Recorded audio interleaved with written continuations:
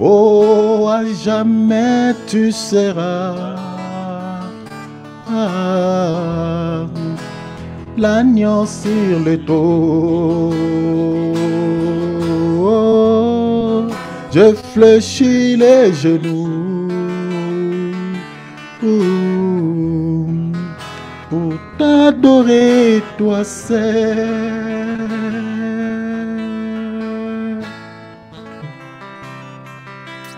Gloire,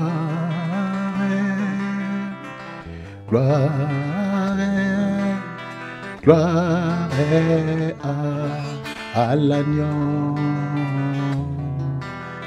Gloire,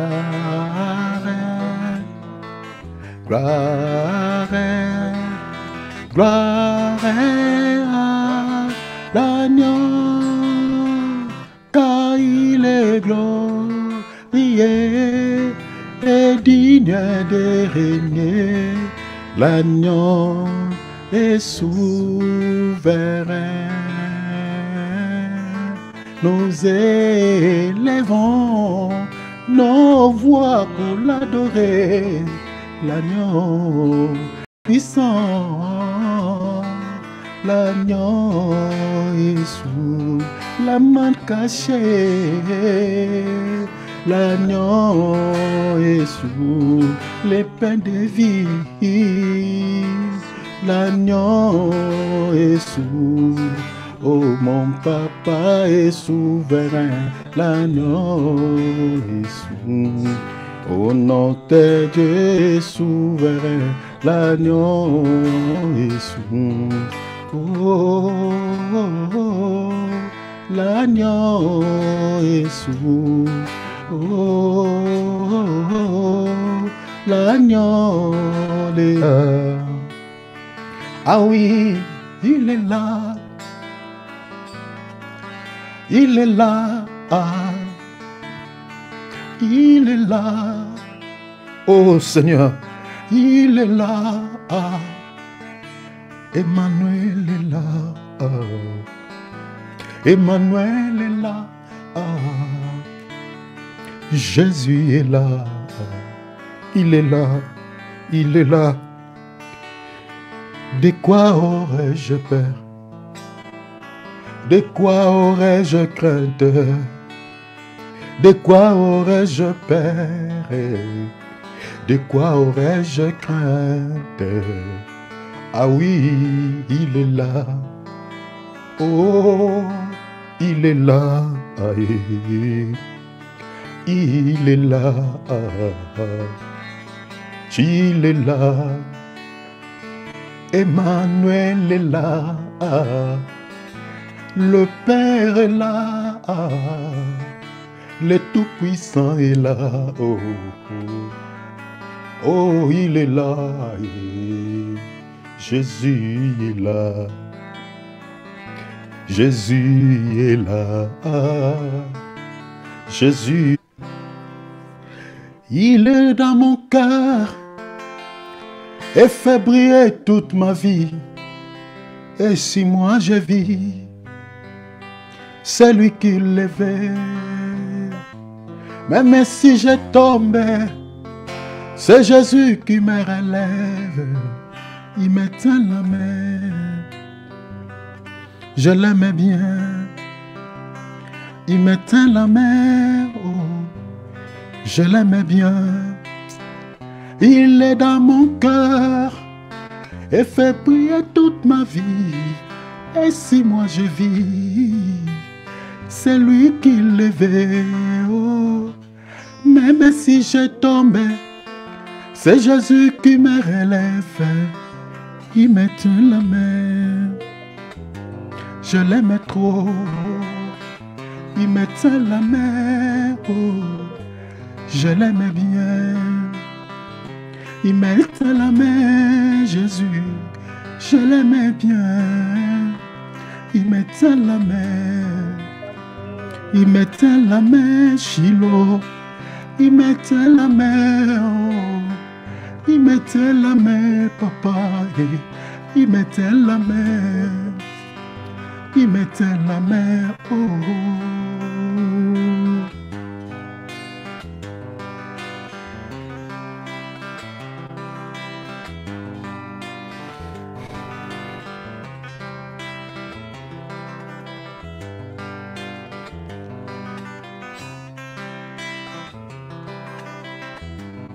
Sois béni, papa.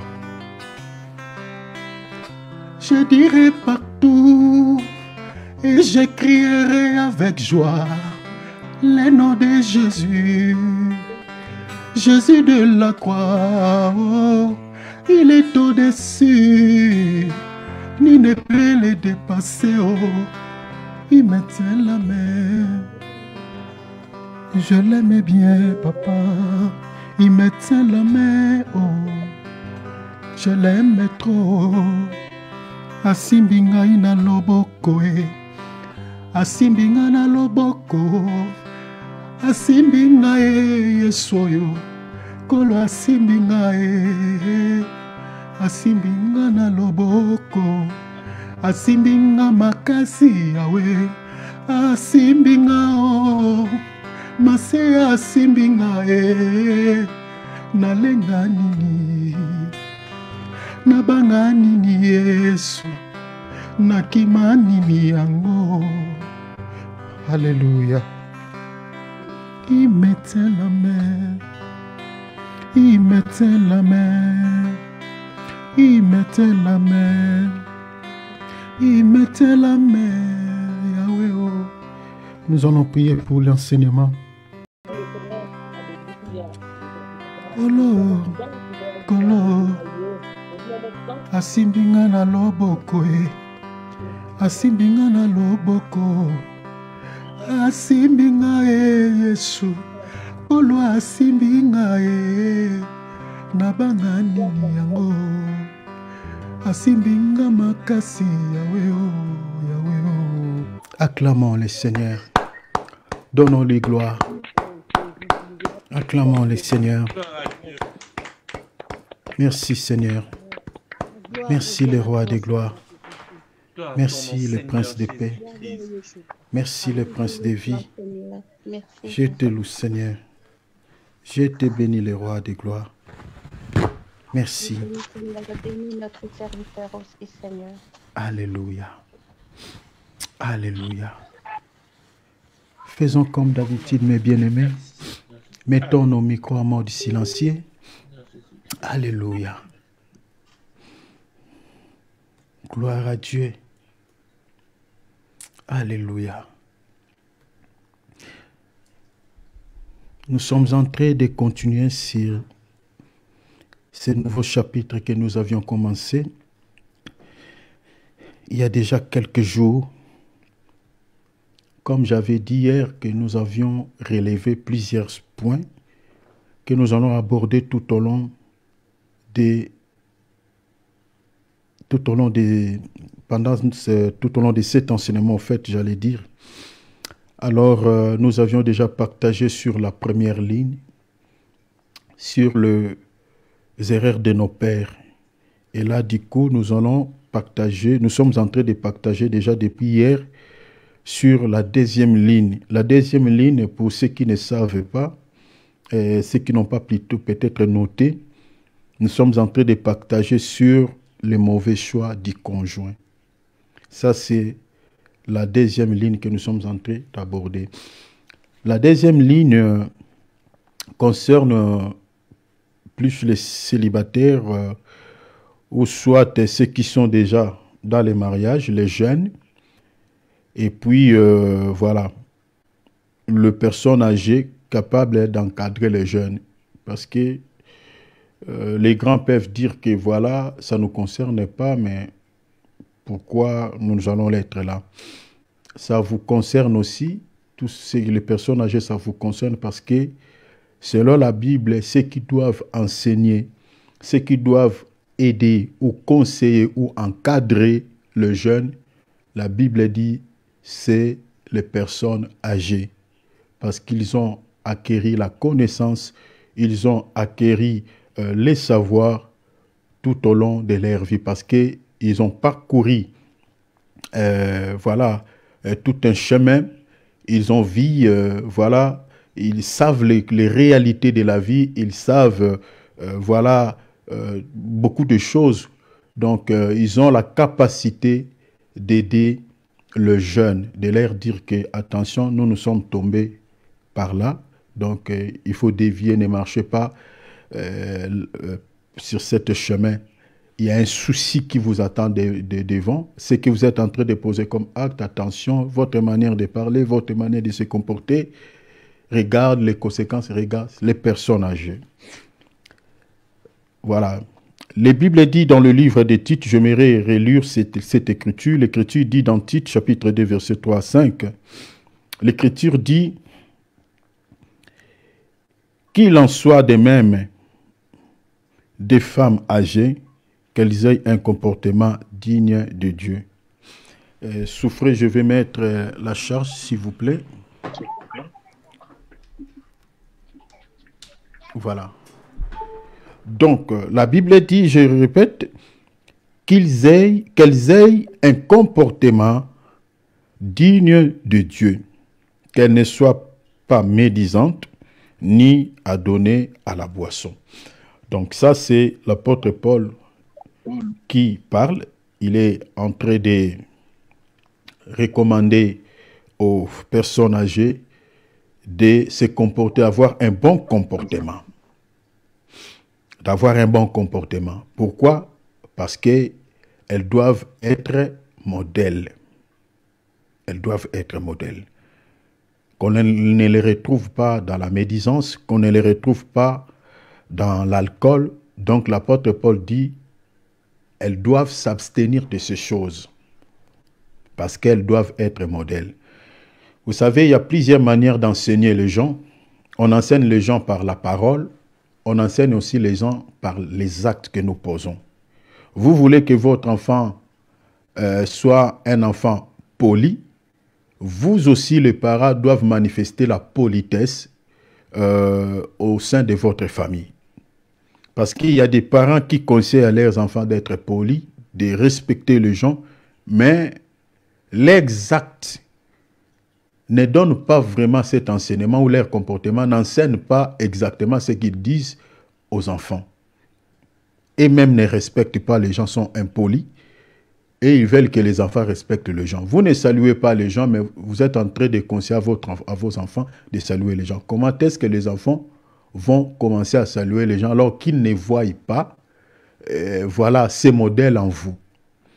Donc c'est ça en fait ce que l'apôtre Paul veut dire ici. Il dit que ces personnes, ces femmes âgées, qu'elles aient un comportement, je suis dans la traduction Semeur, hein, qu'elles aient un comportement digne de Dieu. Et le comportement digne de Dieu, donc l'apôtre Paul dit qu'elles ne soient pas médisantes. C'est-à-dire la médisance, parler le mal des autres.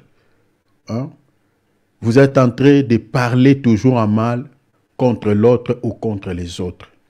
Nous avons ce genre de comportement dans nos assemblées et ce n'est pas bon. Donc les personnes âgées doivent être modèles, surtout ceux qui sont dans la foi. La Bible les interdit de prendre l'alcool. Dommage, aujourd'hui on voit ceux qui sont censés être modèles, on les voit dans l'alcool.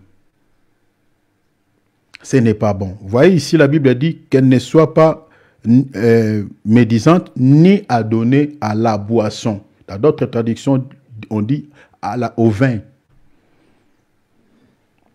C'est pourquoi l'apôtre Paul dit qu'elle s'attache plutôt à enseigner les biens. Vous voyez, à enseigner les biens. Et le texte dit qu'elles apprennent aux jeunes femmes, vous voyez, aux jeunes femmes à aimer leur mari. Vous voyez que l'amour, comme j'avais dit, ce n'est pas seulement à l'homme qui doit aimer sa femme, comme la Bible dit, mari aimer, mais la femme aussi doit aussi manifester l'amour vis-à-vis de son mari. C'est réciproque.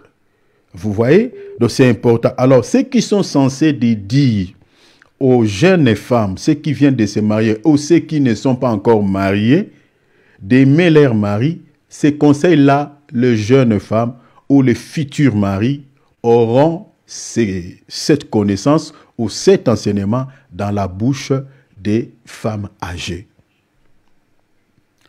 Je n'ai pas le temps d'expliquer les femmes âgées ici, parce que ça peut parler même des ministres de Dieu, parce qu'un ministre de Dieu aussi, c'est une femme, dans les langages spirituels. Mais je prends cette écriture vraiment dans le contexte littéral. j'explique cela. Donc, la femme âgée peut représenter aussi toute personne âgée qui ont la capacité d'aider nos jeunes à pouvoir se comporter bien vis-à-vis de leurs conjoints. Alors, la Bible dit qu'elles apprennent aux jeunes femmes à aimer leur mari et leurs enfants. Cet amour doit être manifesté auprès de l'époux ainsi envers les enfants. Mais si on peut expliquer les caractéristiques de l'amour, parce que, en tout cas, le temps me manquerait d'expliquer, parce que vous connaissez, vous comprenez, vous êtes sans ignorer plutôt que l'amour a des caractéristiques, a un caractère, a, au fait, je peux dire quoi, a plusieurs éléments à l'intérieur.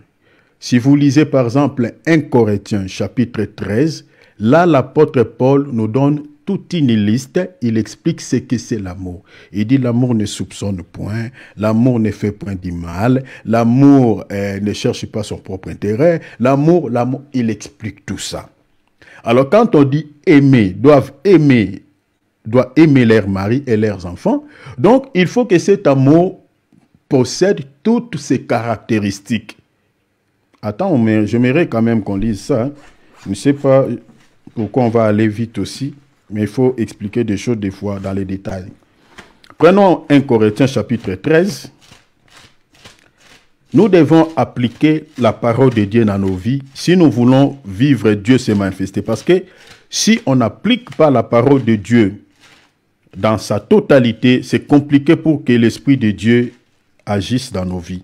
Regardez, la Bible dit ici, « Quand je parlerai les langues des hommes et des anges, si je n'ai pas la charité, c'est-à-dire l'amour, je suis un airain qui résonne ou un cymbale qui retentit.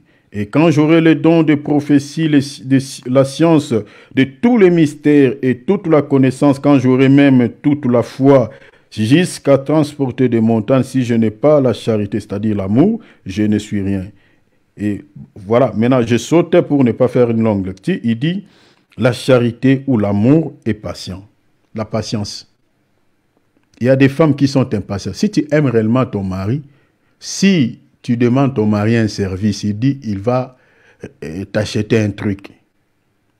Il ne faut pas commencer à violenter ton mari, le troubler tout le temps. Tu dois m'acheter, depuis que je t'avais demandé ça, jusqu'à présent, tu ne m'as jamais acheté ça. Il y a des femmes qui nient carrément même que depuis qu'il est dans les mariages, son mari l'a déjà acheté, même une babouche. Il y a des femmes comme ça. Alors que si tu vérifies bien, tous les habits qu'il a dans ses valises, ce ne sont pas les habits qu'il avait amenés chez eux. Il a eu ça dans les mariages. Elle a eu ça plutôt dans les mariages. Mais il y a des femmes comme ça qui nient. Mais ça, ce n'est pas bien. Ça, ce n'est pas bien. Si tu demandes une chose à ton mari, tu dois avoir aussi la patience d'attendre. C'est ça l'amour. Donc l'amour, ce n'est pas dire tout simplement « chérie, je t'aime ». Vous voyez, tout ça, ce sont des détails que je n'avais pas voulu parler de cela parce qu'il y a beaucoup de choses à dire. Vous comprenez? C'est ça l'amour. Donc vous ne pouvez pas dire... Donc c'est ce que je suis en train de dire.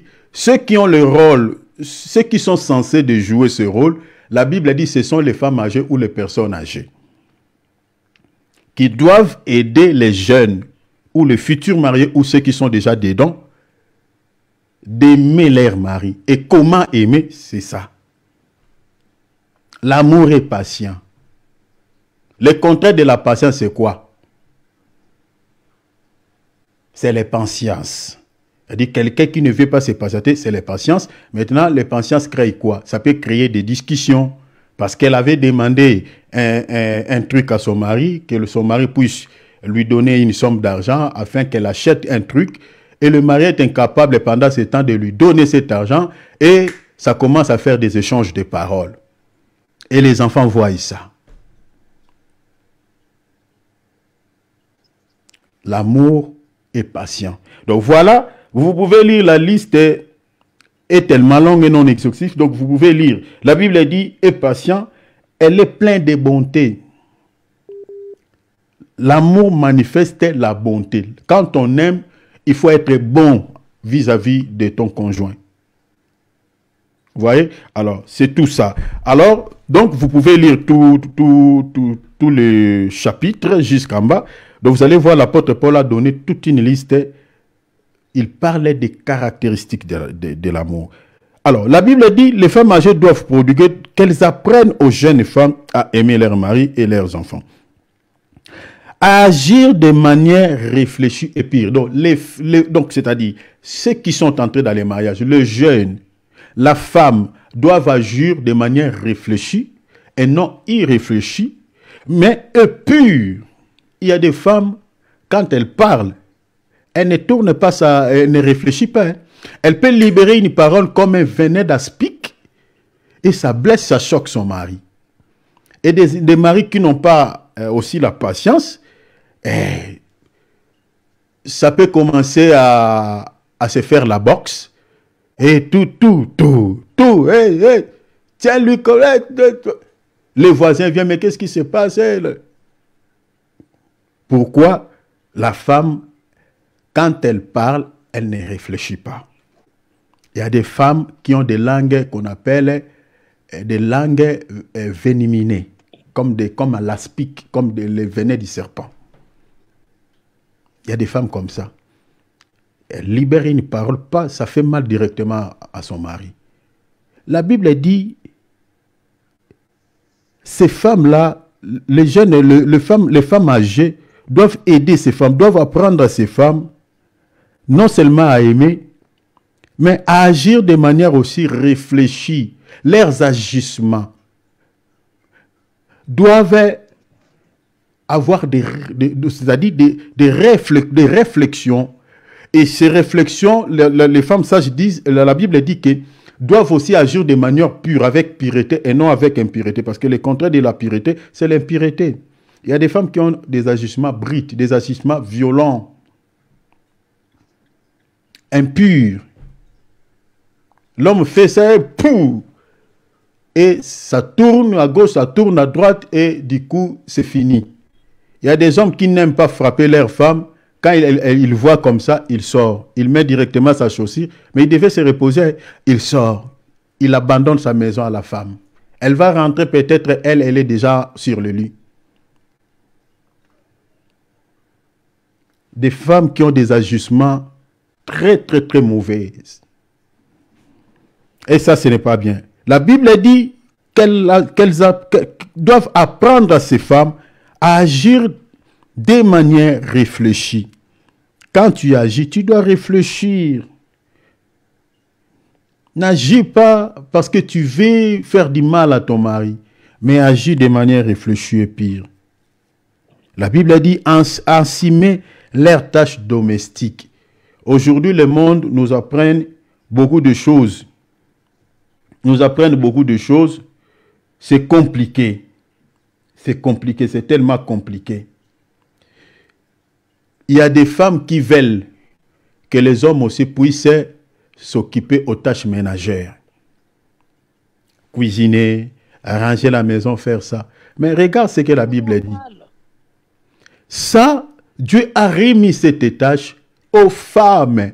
Mais j'avais dit hier que cela ne dit pas que l'homme ne peut pas aider sa femme.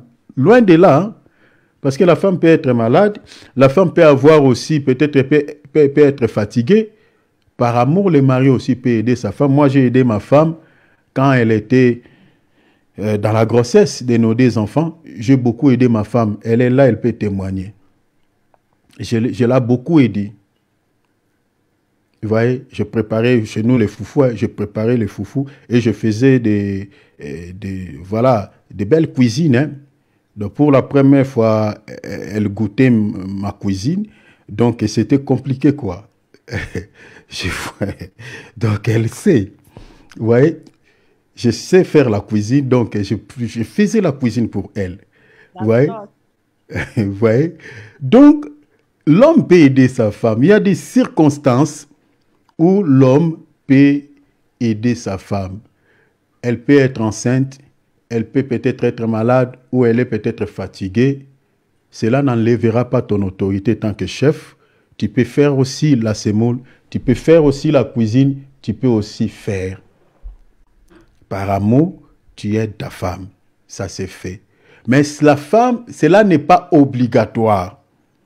Cela n'est pas obligatoire. Ça, c'est une tâche que Dieu, selon la parole de Dieu, parce que si on veut être sauvé, nous devons, mes bien-aimés, manger l'agneau dans sa totalité. Vivre la parole et le mettre en application. Nous ne pouvons pas, mes bien-aimés, vivre selon le monde. Non, nous les enfants de Dieu, nous sommes hors du monde. C'est ça même l'essence étymologique de l'Église. C'est-à-dire ceux qui sont consacrés, ceux qui sont sortis hors du monde. Vous voyez? Donc, la tâche qui est remise à la femme, c'est ça ce que la Bible dit.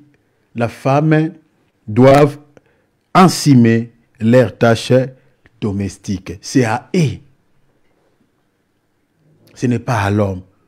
Bien qu'il y a des femmes aujourd'hui, ça je le vois souvent en Europe, les femmes qui imposent à leur mari aussi de s'occuper aux tâches ménagères, voilà, ils séparent les tâches. Donc c'est moi qui avais balayé, c'est moi qui avais fait ça. Ça chez les païens, oui. Mais chez nous les chrétiens, ça ne peut pas être comme ça. Ça c'est le rôle de la femme. La Bible dit à faire preuve de bonté et à être soumise à leur mari. Donc ceux qui sont censés de donner cet enseignement aux jeunes mariés, aux futurs mariés, c'est les femmes âgées.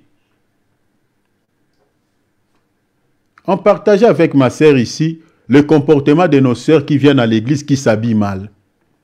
Mais qui sont censés aider ces jeunes? Peut-être elles sont ignorantes. Elles se comportent comme ces démons, mais qui peuvent aider ces jeunes? Qui peuvent les aider? Nous, les grands, nous sommes en train de voir comment les jeunes viennent à l'église, elles s'habillent mal, mais on les aide pas. Qui maintenant doivent les aider? J'avais longuement parlé par rapport au choix du conjoint. J'avais parlé d'abord par rapport aux femmes, parce qu'aujourd'hui, je vais parler par rapport aux hommes. C'est-à-dire, l'homme aussi doit tenir compte de ceux qui ne sont pas mariés. C'est-à-dire, le choix que tu es en train de faire, il faut que tu pries Dieu. Il faut que tu regardes tous les paramètres pour ne pas plairer des mains. Parce que le mariage, j'avais dit que c'est un terrain très, très, très glissant. Déjà, cette institution, selon la Bible, c'est une institution très complexe. Très, très complexe. Selon la Bible, le mariage déjà est considéré comme étant un lieu où il y a pas mal de tribulations. Un domaine où il y a pas mal de souffrances, selon la Bible. Beaucoup pensent que le mariage, voilà, c'est du bon chic, bon genre. J'avais lu, je vais vous lire encore cette écriture. Prenons un correcteur, j'aimerais lire pour ceux qui n'étaient pas là, parce qu'il y a d'autres personnes qui sont connectées aujourd'hui. Lisons 1 Corinthiens chapitre 7, verset 28. Lisons. La Bible dit, si tu te maries, tu n'as point péché. Et si la Vierge se marie, elle n'a point péché. Hein? La Vierge, la Bible parle des vierges. Donc, les parents chrétiens qui ont des jeunes filles doivent protéger leurs enfants, doivent enseigner leurs enfants à garder leur virginité. C'est important. C'est important, c'est important. Je crois que je toucherai ce point par la grâce de Dieu demain, quand je parlerai sur les rapports sexuels hors mariage, je toucherai sur la virginité. Même l'homme doit garder la chasteté. Ça, c'est important. Ce n'est pas seulement la femme qui doit garder. Les hommes aussi doivent garder la chasteté. Ça, c'est important. Elle n'a point péché, parce que je toucherai aussi sur les causes. Hein, les causes des déséquilibres dans certains couples. Je parlerai, par la grâce de Dieu, je parlerai quelques causes qui font que certains couples soient déséquilibrés. Il y a pas mal de divorces, même dans des milieux chrétiens aujourd'hui. C'est un constat amer. Il y a des chrétiens qui se divorcent et qui se remarient. Quelles sont les causes? Quelles sont les causes de ces divorces? Quelles sont les causes de tout ce déséquilibre dans les mariages? Parmi lesquels il y a aussi l'impudicité. Il y a aussi l'impudicité. L'impudicité. L'impudicité, c'est-à-dire avant de connaître Christ ou avant de se marier, si déjà l'homme, il était quelqu'un qui, c'était sa vie dans le monde. Elle a côtoyé plusieurs partenaires. La femme, l'homme, il a côtoyé plusieurs partenaires. La femme, elle a côtoyé plusieurs hommes. Maintenant, quand tu as un seul homme dans les mariages, tu vis avec elle, tu ne vois pas ce que tu voyais en dehors du... voilà, quand tu étais avant de se marier. Tu vois, tout ça là, ça peut créer, voilà, des déséquilibres. C'est parmi les causes aussi de certaines frustrations dans certains couples. L'homme est frustré, la femme est frustrée. Je sais que les grands comprennent ce que je suis en train de dire ici. La Bible dit, si tu t'es marié, tu n'as point péché, et si la Vierge s'est mariée, elle n'a point péché, mais ces personnes auront des tribulations dans la chair. Dans certaines traductions, on dit, connaîtront des souffrances dans leur vie. Ça, c'est déjà les mariages. Ici, il n'y a pas de démon, il n'y a pas Satan d'abord. Déjà, cette institution, c'est comme cela que Dieu l'a créée. Parce que vous devez fusionner les deux comportements distincts. La femme a son comportement qu'elle a eu chez elle. L'homme aussi, elle a son comportement, son caractère. Maintenant, pour pouvoir fusionner ces deux comportements, dans certains couples, ça prend tellement de temps. Je connais un couple d'un serviteur de Dieu. Il chicanait, c'est-à-dire cet homme de Dieu se chicane avec sa femme presque tout le temps. Ils étaient en train de faire les enfants toujours dans des disputes. Aujourd'hui, ils disputent, demain après demain, la femme tombe enceinte. Et après 10 ans de mariage, elles se sont mis maintenant d'accord, c'est-à-dire leur comportement, les deux comportements se fusionnent, et il n'y a plus de discussion. Après 10 ans. Vous comprenez? C'est ça ce qu'on appelle les tribulations. C'est pour cela, ça je parle d'abord dans cette dimension. Mais il y a encore un autre aspect, ça peut être quelques soucis que vous pouvez rencontrer dans les mariages, le problème des finances par exemple. L'homme avait des moyens avant de se marier, la femme avait des moyens, mais une fois que vous êtes marié, maintenant la charge, payer la maison, vous êtes maintenant des responsables. Donc vous devez payer la maison, l'eau, tout ça là. Maintenant, vous commencez à vivre maintenant la sécheresse sur le plan financier. Et surtout si vous avez des enfants. Vous avez eu des enfants. Donc, il y a pas mal de tribulations, de souffrances dans les mariages. Il y a beaucoup de soucis. Vous voyez? Maintenant, ceux qui sont censés d'expliquer cela aux jeunes ou aux futurs mariés, ce sont les femmes, les personnes âgées ou les femmes âgées. Donc, le mariage, c'est un endroit où il y a pas mal de tribulations. Vous allez connaître cela toute votre vie. Vous comprenez? Tu t'es marié avec ton mari ou avec ta femme. Elle était normale. Mais dans les mariages, l'un ou l'autre peut avoir un souci.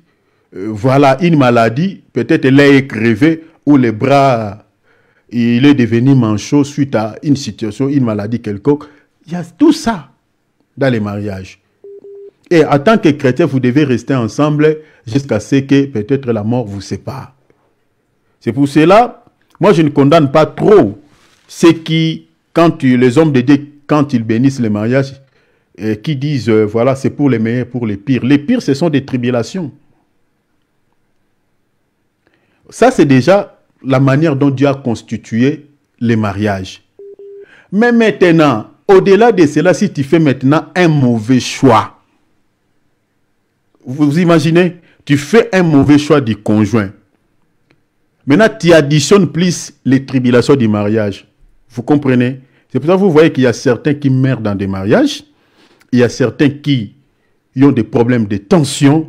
Certains qui ont des problèmes d'estomac. Certains ont des maladies qu'ils n'avaient pas avant de se marier. Donc, tu fais un mauvais choix. Ici, vraiment, je m'adresse aux femmes. Avant de se marier, avant d'entrer, de s'engager avec un homme, pour ceux qui ne sont pas mariés, prends ton temps. Prends ton temps. Ne regarde pas d'abord la beauté de cet homme ou l'argent qu'il a, vous comprenez, ou voilà, c'est les objets ou les matériels qu'il possède.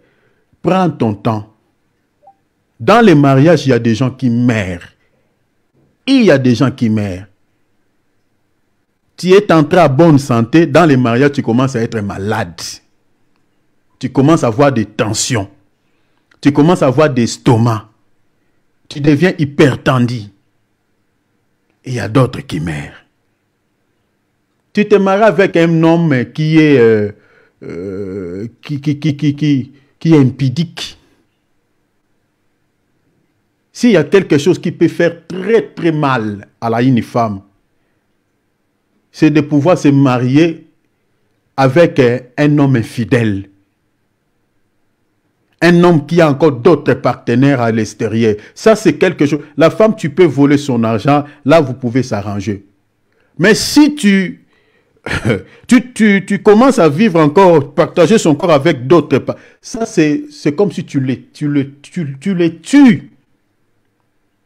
C'est quelque chose qui choque toutes les femmes. C'est quelque chose qui fait tellement mal à toutes les femmes. Elle peut t'haïr dans ta vie comme pas possible. Parce qu'elle va se poser énormément de questionnements. Qu'est-ce que je n'ai pas que tu as trouvé mieux chez les autres femmes?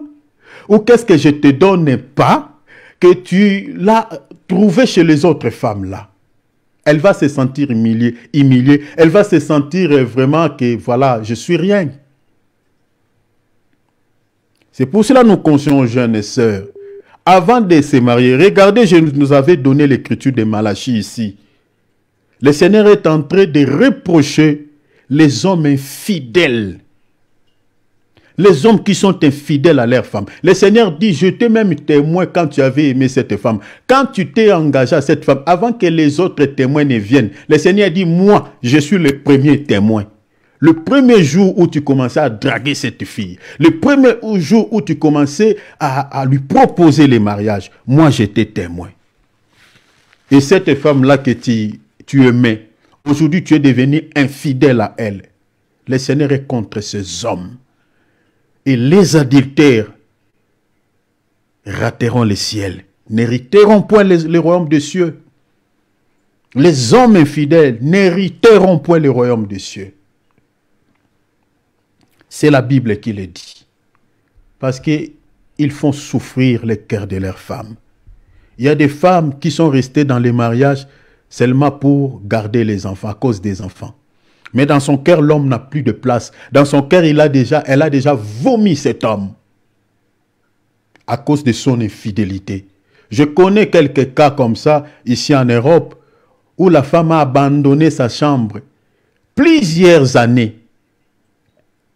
Mais elle vit dans une même maison avec son mari, mais elle dort dans la chambre de sa fille. Elle ne partage plus son corps avec cet homme. Et moi ici, si ton mari est un impudique, elle vit avec d'autres partenaires, en tout cas, le conseil que je donnerai à la sœur, il y a deux choses. La première des choses, l'abstinence. Troisième des choses, si tu ne veux pas vraiment, parce que selon la Bible, tu ne peux pas priver à ton mari. Vous comprenez le langage que j'utilise. Tu ne peux pas priver à ton mari la nourriture.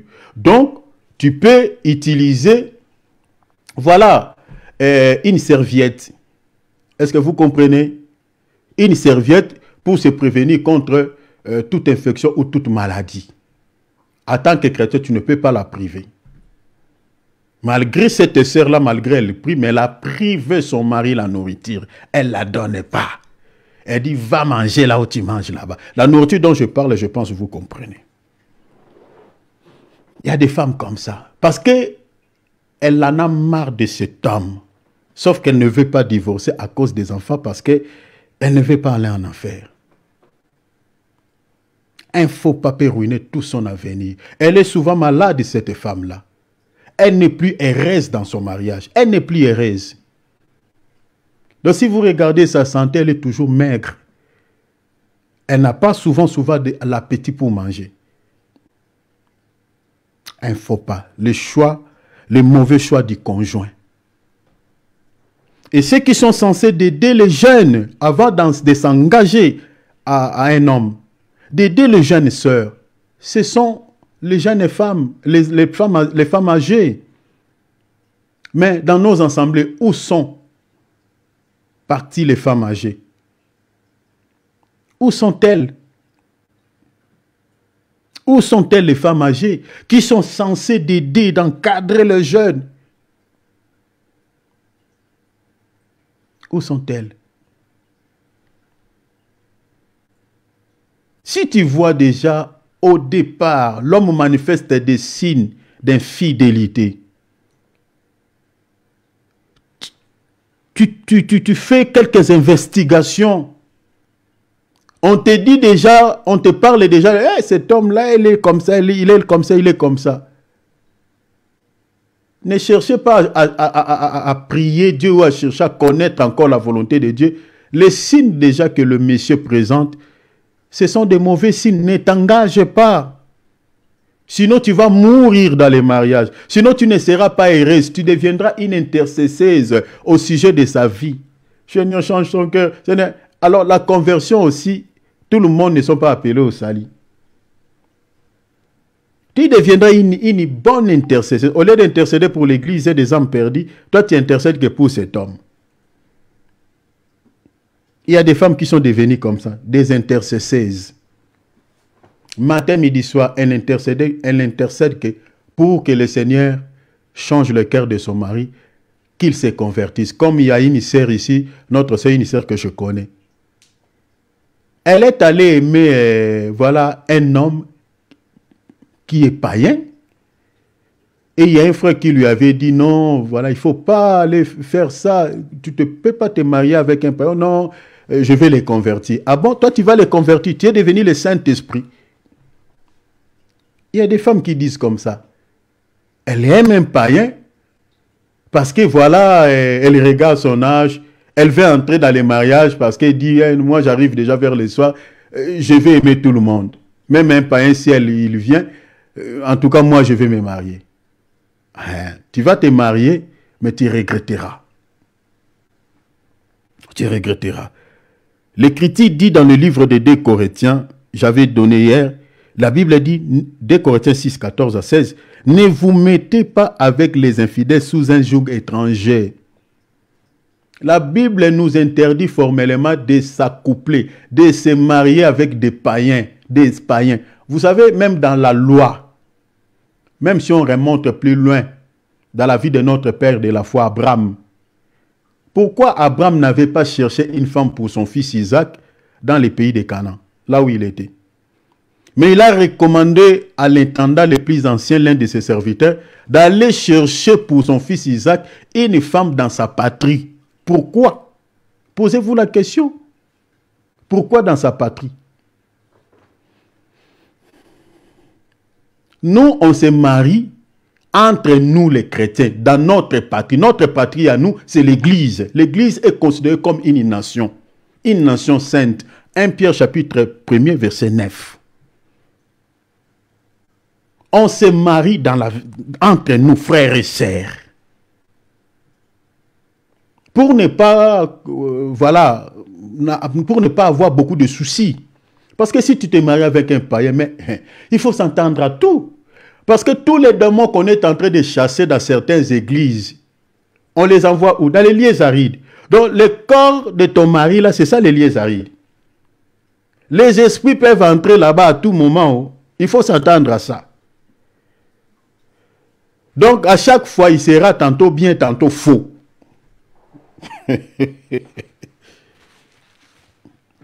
À chaque fois, il sera comme ça.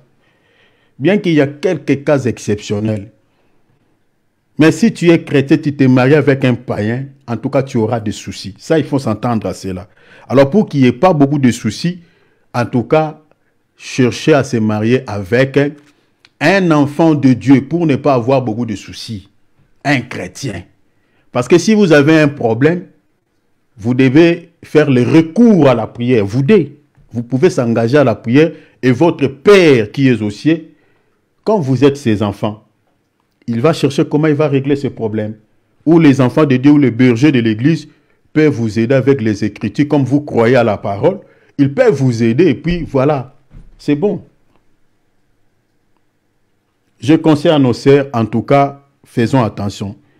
Si le monsieur que tu veux t'engager à lui, qu'il veut t'épouser, et qu'il n'est pas fidèle, et qu'il est quelqu'un qui tourne les yeux à gauche, à droite, qui regarde les femmes, qui aime tellement. Déjà, pour comprendre déjà un homme infidèle, si tu vois déjà un homme qui veut t'épouser, qui commence déjà à te demander le sexe avant le mariage, c'est quelqu'un déjà qui est infidèle. C'est infidèle. Tu veux te marier avec un homme, mais il te demande déjà quelque chose qui lui appartient, qui est à lui, mais il le demande avant. Mais attendez d'abord qu'on finisse à préparer la nourriture. Et puis on va te servir, on va te mettre dans une assiette, et puis tu vas manger calmement. Ta propre nourriture n'est pas encore préparée, c'est encore au fait. Toi, tu veux déjà qu'on te sert. Respectez les étapes. Présente-toi devant ma famille. Et puis le mariage dépend aussi des coutumes de chaque peuple. En Europe, bon, tu te présentes devant la famille et puis les familles te diront ce que tu dois faire. Présente-toi dans la famille comme en Afrique, on donne une facture de choses que tu dois acheter. Et puis c'est bon, ta nourriture sera bien préparée et puis on va te servir. Mais toi, tu veux déjà commencer à manger. La nourriture n'est pas... on n'a pas respecté toutes les étapes qu'il faut. Ça, ce n'est pas bien. Et c'est un tel mari, un tel homme, déjà, c'est pas bien. C'est pas bien. Je connais un cas comme ça, une sœur qui a vécu avec un homme pendant 10 ans. C'était ma fille dans la foi. Et le monsieur, il a tout mangé. Sans payer quoi que ce soit à la famille de la sœur. Et après 10 ans, elle va dire à la sœur que non, ma famille ne veut pas que je puisse me marier avec une femme d'une autre tribu. Il faut que je épouse une femme de ma tribu. Après 10 ans. Et elle a tout mangé. Vous savez, c'était compliqué pour que je remonte la foi de ma fille là. C'était tellement compliqué. Elle maigrissait tous les jours. Voilà de tels hommes. Qui a retardé une fille d'autrui pendant 10 ans. Elle l'a donné toujours des assurances que je vais t'épouser, je vais t'épouser. Mais bien aimé. Et puis, déjà, dans la vie, dans les corps de Christ, les fiançailles ne peuvent pas prendre plusieurs années. Non. Non. En tout cas, moi, personnellement, si c'est beaucoup une année, si c'est beaucoup une année, 2 ans, 3 ans, 4 ans, vous êtes entrés, la vie d'un homme et d'une femme n'est pas pareille. Toi, tu prends une fille d'autrui et tu l'as fiancée et vous allez rester, tu n'as pas encore de moyens, tu n'as pas encore de possibilités, tu n'es pas encore stable. Maintenant, tu veux la garder en fiançailles pendant des temps et des temps jusqu'à ce que tu seras stable. Et après, la fille va... la beauté de la fille se dégrade au fur et à mesure elle est en train d'avoir l'âge. Hein. Et quand elle va commencer à changer un peu, se défigurer un tout petit peu, tu dis, oh, elle commence à devenir un peu vieille. Ah non. Et tu commences à regarder ceux qui sont à flair l'âge. C'est ça le cas qui était venu et ce qui s'était passé dans la vie de la sœur dont je vous parle ici. Après 10 ans. Regardez déjà 10 ans, ajoutez cela à l'âge de la femme. C'est compliqué.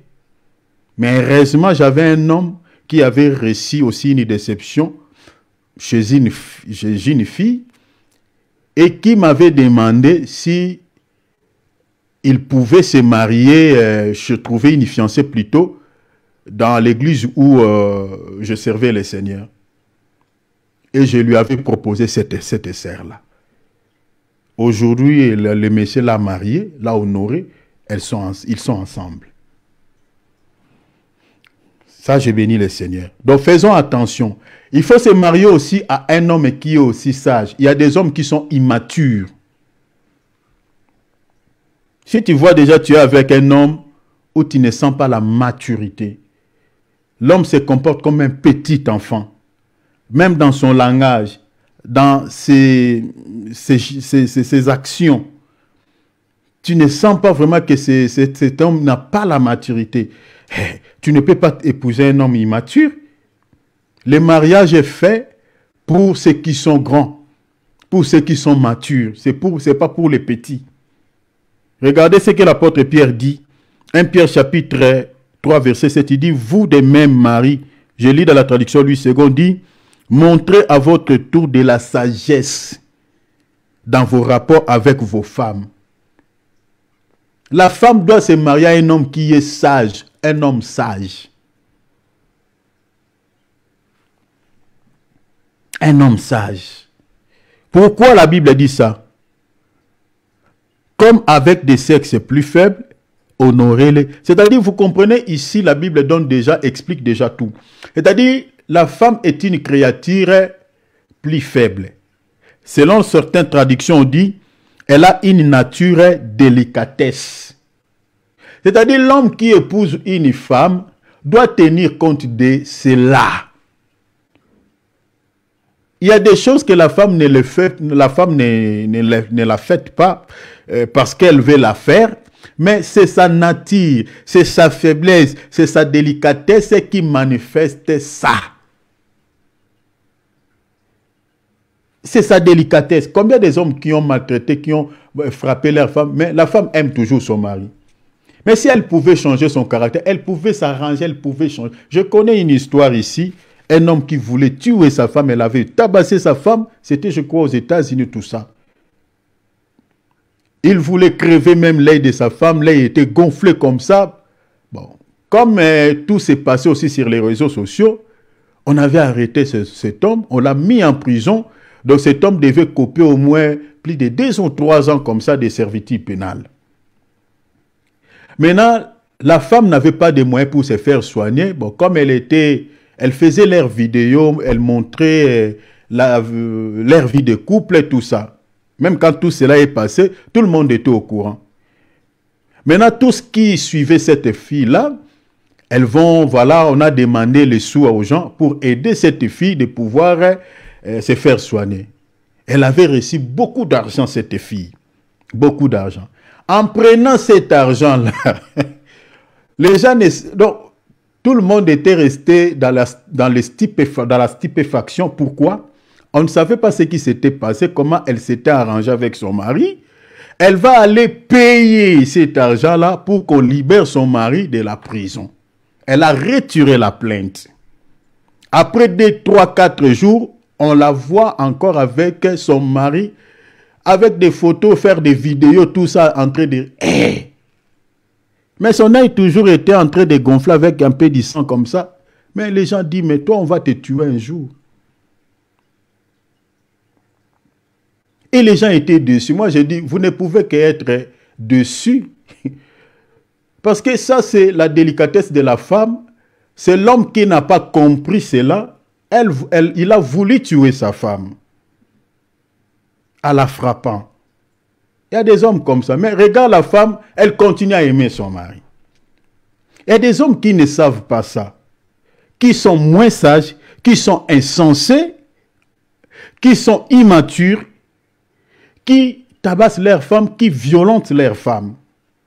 Maintenant, si tu es déjà dans les fiançailles avec un homme où tu trouves déjà que tu vois qu'il est violent, mais prends déjà tes dispositions bien avant. Ne t'engage pas avec cet homme dans les mariages. Ne te marie pas avec lui, sinon dans les mariages, il va te tuer. Il va te tuer. Tout homme qui est sage, je lis dans la traduction français courant, regarde, on dit, vous de même mari, vivez avec votre femme en tenant compte du fait qu'elle est plus fragile. Ce n'est pas la femme qui veut être fragile, mais sa nature, c'est de cette manière que Dieu l'a créée, elle est fragile. La Bible dit, traitez-la avec respect Vous comprenez? Car elle doit partager au même titre que vous l'héritage de la vie, comme quoi? Comme don de Dieu. Agissez ainsi afin que rien ne fasse obstacle à vos prières. Dans d'autres traductions, on parlait de la délicatesse. C'est la nature faible de la femme. Un homme sage doit tenir compte de cela. Et si tu la suis, mot à mot, elle parle, tu parles, elle fait ça, tu fais ça. Là, tu n'es pas sage. Alors, toutes les femmes doivent avoir ça, doivent comprendre cela. Tu vois déjà l'homme, il est violent. Vous n'êtes pas encore marié, en tout cas, ne t'engage pas. Ça, ce sont quelques signes pour ne pas faire tomber, faire un mauvais choix. Vous comprenez? Donc, tomber sur le panneau de l'ennemi. Donc, attention. Le mauvais choix du conjoint peut traîner ta vie à la mort, peut ruiner tout ton avenir. Attention, les mauvais choix.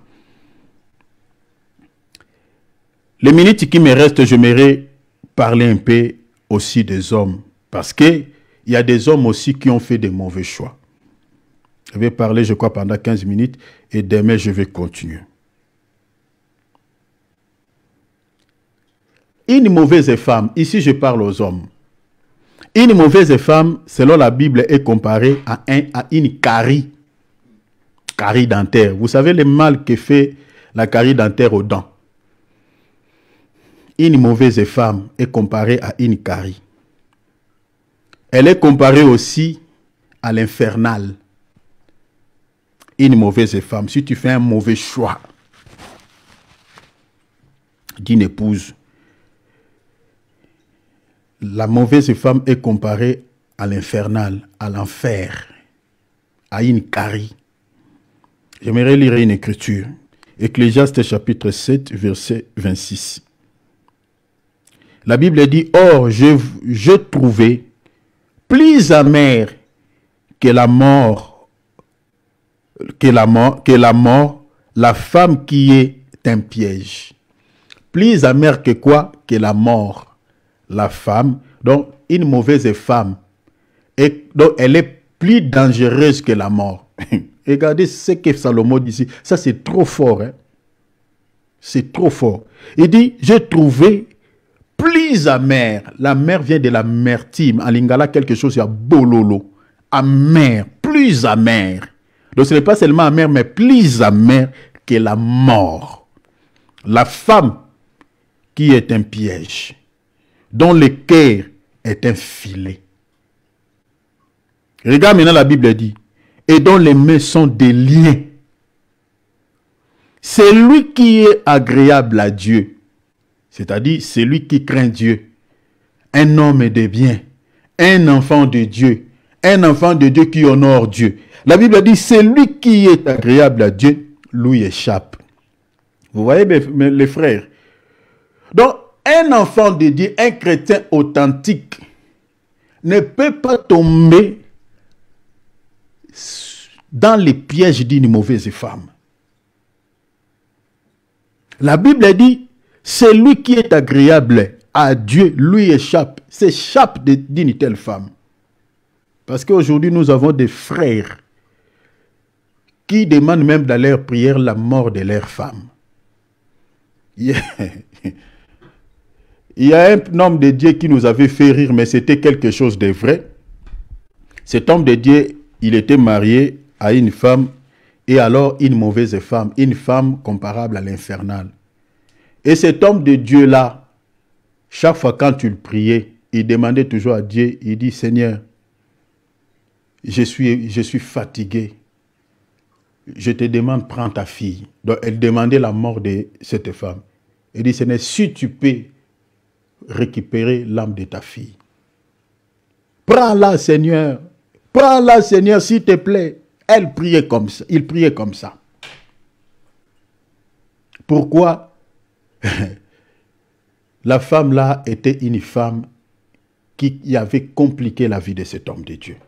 Et l'homme de Dieu, à cause de la parole, vu qu'il était marié avec cette femme, il ne voulait pas maintenant rompre ces mariages, divorcer avec cette femme. Et tout ce qu'il demandait à Dieu, si Dieu pouvait, parce que les mariages ne peuvent être rompus que d'après la Bible, soit par la mort de l'un des époux ou soit par l'infidélité. Ce sont les deux cas que la Bible relève. Je parlerai de cela dans les troisième ligne parce que je parlerai aussi des divorces. Maintenant, il ne voulait pas rompre. Il n'a pas attrapé sa femme dans l'adultère. Maintenant, la femme avait un mauvais comportement. Un mauvais comportement.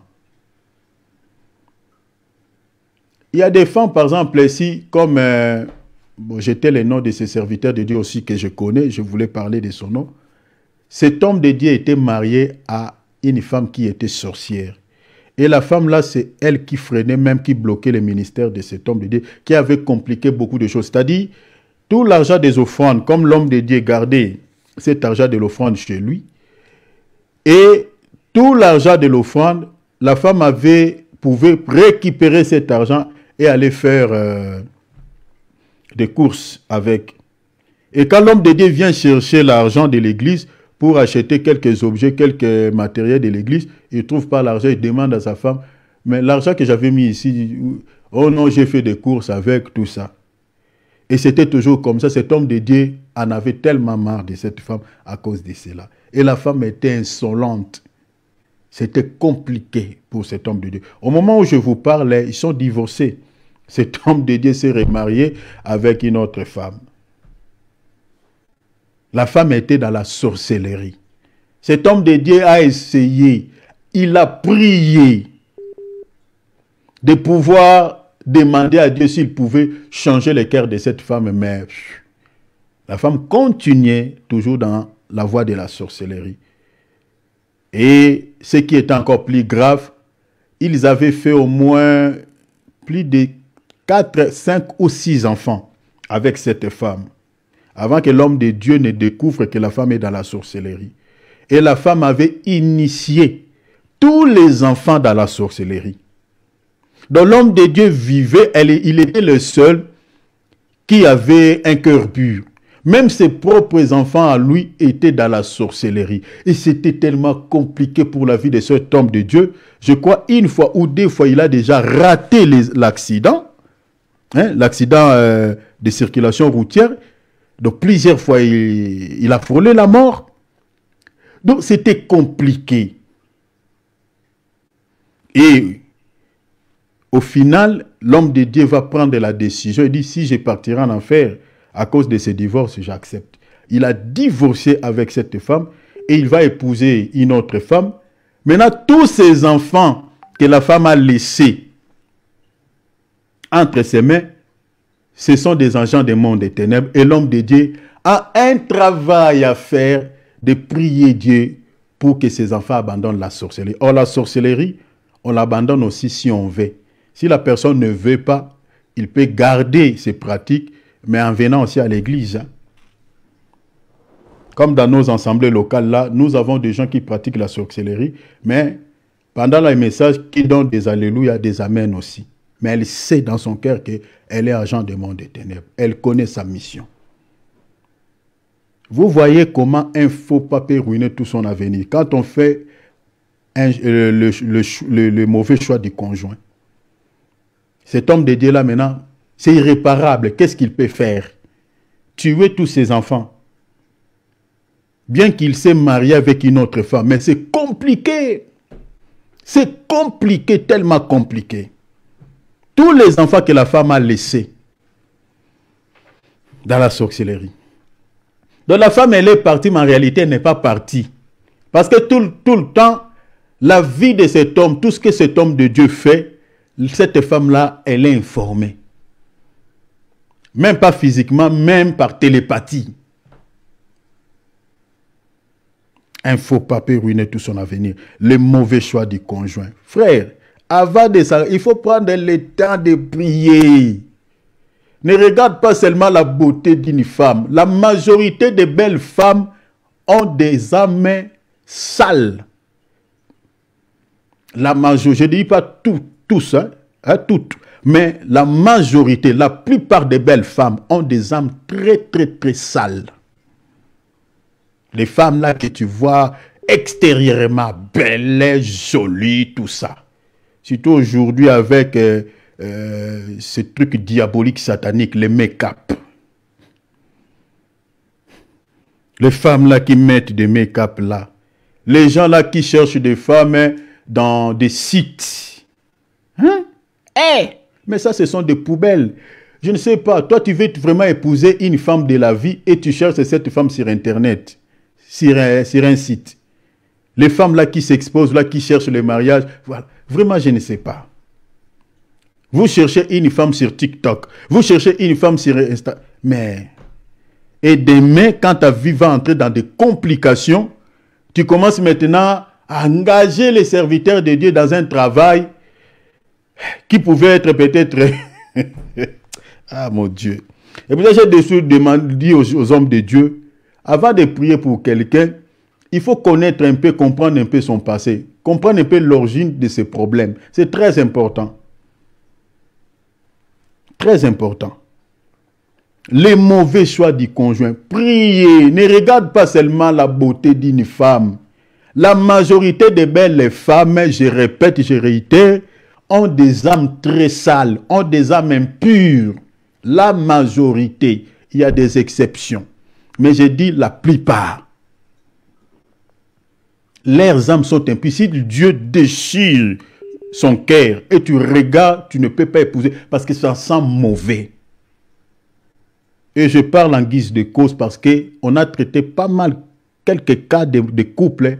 Je sais de quoi je parle. Prends ton temps. Ne regarde pas seulement l'apparence extérieure. Regarde ce que la Bible dit. La Bible ne ment pas. Il y a des femmes qui sont plus amères que la mort. Regarde, plus amères que la mort. Donc tu préfères même la mort, tu préfères même l'enfer que d'avoir une telle femme. Comme la femme d'un serviteur, comme ça, une femme qui est dans la sorcellerie. C'est fichu, l'avenir de cet homme de Dieu. Donc, parce qu'il y a beaucoup de gens qui ont échoué dans le domaine du mariage. Beaucoup, je connais pas mal, beaucoup, qui ont échoué dans les mariages. Beaucoup. Donc, si on recommence la vie, oh, il y a beaucoup qui vont corriger des erreurs. Beaucoup. Donc si on demande à certaines femmes, on demande à certains hommes de réépouser ce même conjoint, il y a des hommes qui vont refuser, il y a des femmes qui vont refuser. De reprendre encore cet homme, de reprendre encore cette femme. Il y a beaucoup qui vont refuser.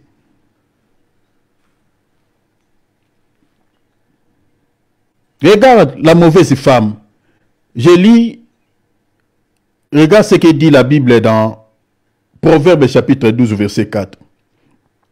Une femme vertueuse, je parlerai de la femme vertueuse après, même demain. Une femme vertueuse est la couronne de son mari. Mais celle qui fait honte, vous voyez, il y a des femmes honteuses. Hein? Des femmes honteuses. Elle a dit, elle fait la honte de son mari. Quand elle commence à injurier, il y a des femmes qui injurient leur mari, leurs époux. Des femmes qui ont des langues, des bouches sales.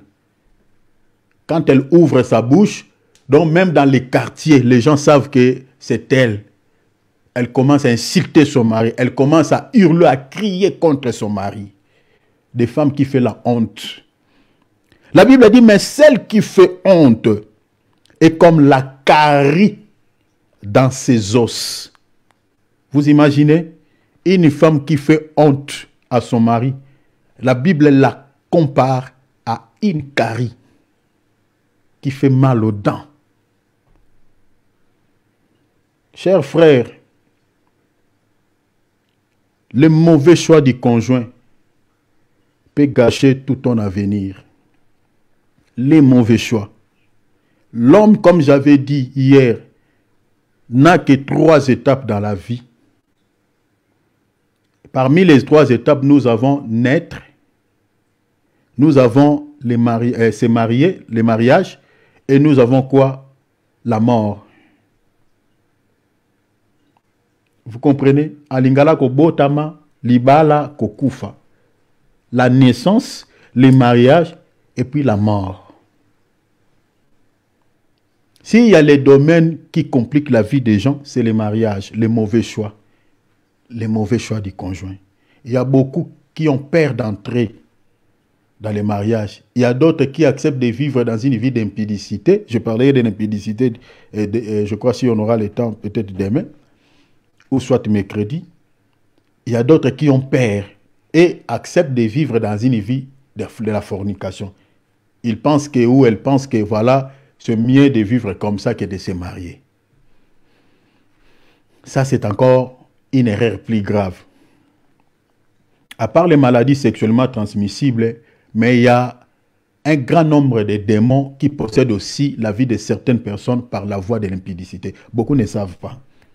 Beaucoup de maladies que les gens ont, ce sont des maladies démoniaques que les démons ont placées dans les corps des gens. Mais par quelle voie les démons sont entrés? Il y a des portes.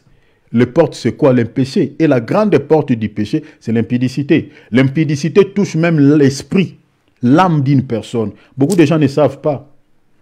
Les gens qui sont, je parlerai de cela, les gens qui sont dans l'occultisme, il y a certaines personnes qui ne, excusez les termes, qui ne se couchent pas avec certains partenaires comme ça. Hein. Jamais, il y a d'autres qui savent. Il y a des femmes qui ont de malchance, il y a des hommes qui ont de malchance. Une fois ça couplé, ta vie est entrée dans les ténèbres, toute ta vie dans le noir. Tu es visité comme pas possible. Je parlerai de cela. Tout ça. Donc, il faut bien aimer que tu fasses attention. Ne pose pas une fille parce qu'elle est belle, parce qu'elle a des moyens, parce qu'elle a. Tenir compte cette fille si elle a des qualités d'une bonne femme. Et la qualité d'une bonne femme, d'abord, elle doit être une femme chrétienne, c'est-à-dire une femme vertueuse. Et je parlerai de quelques qualités. Comment peut-on reconnaître les qualités d'une femme vertueuse? Ça, je parlerai de cela demain par la grâce de Dieu. Comment peut-on reconnaître les qualités d'une femme vertueuse? Parce qu'il y a des frères qui pleurent. En Europe, n'en parlons pas. En Afrique, n'en parlons pas. Des frères qui pleurent, qui ont fait de mauvais choix. Des mauvais choix. Qui pleurent tout le temps. Mais comme il s'est déjà engagé, il ne peut plus retourner. Il accepte ses conditions. Il accepte. Il y a des familles, c'est comme la guerre. Il y a des enfants qui sont pour papa, il y a des enfants qui sont pour maman.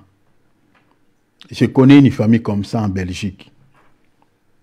Il a dit, il y a des enfants qui sont pour père, le papa, des enfants qui sont... Donc, la famille est divisée. Les pères et les enfants qui sont pour lui font la cuisine à leur manière. La maman aussi, donc voilà. Mais ils entrent par la même porte et ils vivent dans une même maison. Mais la famille est divisée. Et une telle famille, le diable ne peut que dominer. Parce que le diable, il divise pour mieux régner. Les mauvais choix du conjoint peut ruiner aussi tout son avenir. Je m'arrête ici. Demain, je parlerai de quelques caractéristiques d'une femme vertueuse et comment peut-on la reconnaître. Nous allons prier le Seigneur. Ouvrons nos micros, nous allons demander à Dieu que le Seigneur nous aide. Un faux pas peut ruiner tout son avenir. Nous allons prier pour les jeunes qui ne sont pas mariés. Nous allons prier même pour ceux qui sont dans les mariages, mais qui se sont rendus compte qu'il avait fait peut-être ou elle avait fait un mauvais choix. Que le Seigneur puisse l'aider. Parce qu'il y a d'autres personnes qui pleurent dans les mariages, ne savent plus quoi faire. Mais le Seigneur est capable de pouvoir arranger les choses. Prions pour tout le monde. Prions au nom de Jésus. Seigneur, nous prions, Seigneur. Nous te demandons. Tu es le Dieu de Dieu. Tu es capable, Seigneur, d'aider.